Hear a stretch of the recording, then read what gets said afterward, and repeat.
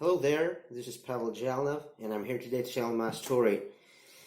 Just about a half a year ago, I was an aspiring spinal and orthopedic surgeon and a PhD student here in St. Petersburg, Russia, and now I'm an independent researcher with no funding, with no affiliations.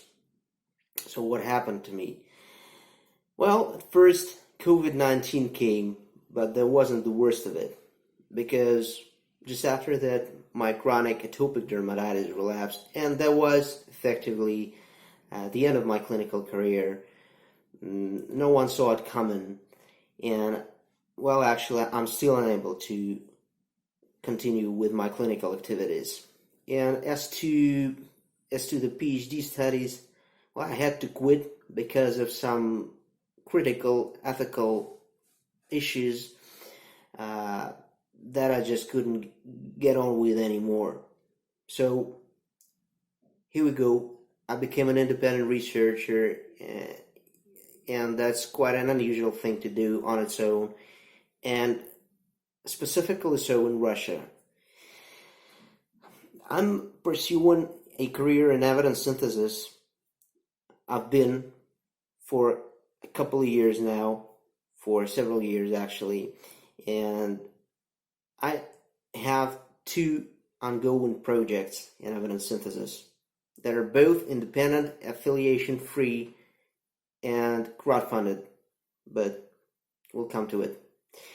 The first one is called Gel. It's a project where I go to PubMed and daily I download newly indexed systematic review records and review them and post them on my website, Zhelnov.com, so that clinicians could easily follow the progress of new systematic reviews coming out there, so that they didn't have to run any specific searches or follow the progress, follow the updates of their favorite journals.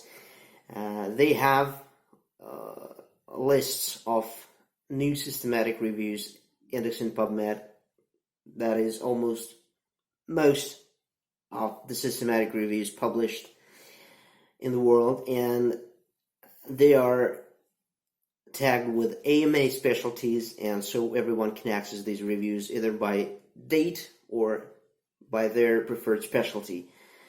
So this project it's in early stages, but it's working, and I'm having some issues getting funded, and getting along with it. But I'm sure that I'll get it running the way it should. And the second project, it's about Prisma guidelines. As you probably know, the Prisma 2020 statement has just come out as a preprint, and we had a talk about the Russian translation with the Prisma team, and I volunteered to do a Russian translation of the Prisma 2020 statement. This is actually a very big event for Russia, because Prisma has been out there since 2009, and there is still no Russian version of Prisma, and the uptake of English language documents is quite low in Russia, and the Russian speaking input into evidence synthesis is quite low. It is actually mostly non-existent.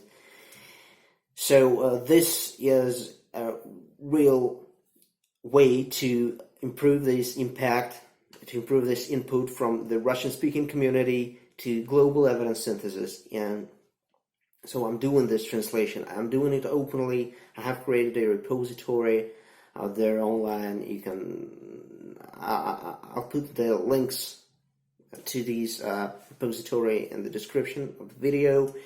And also what I did, I wrote an open letter to editors of medical journals, a letter asking for support for this initiative.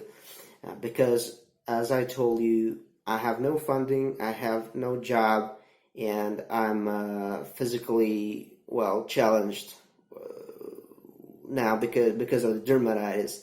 This is actually, it turned out to be a big problem because I have big sleep issues, and well, it's really impacting my quality of life and my working capacity. But I'm still doing my best to progress in Zhelnov, to bring to life my vision of all systematic reviews coming out and praised and ready for everyone, for all the medical healthcare workforce to access and to follow.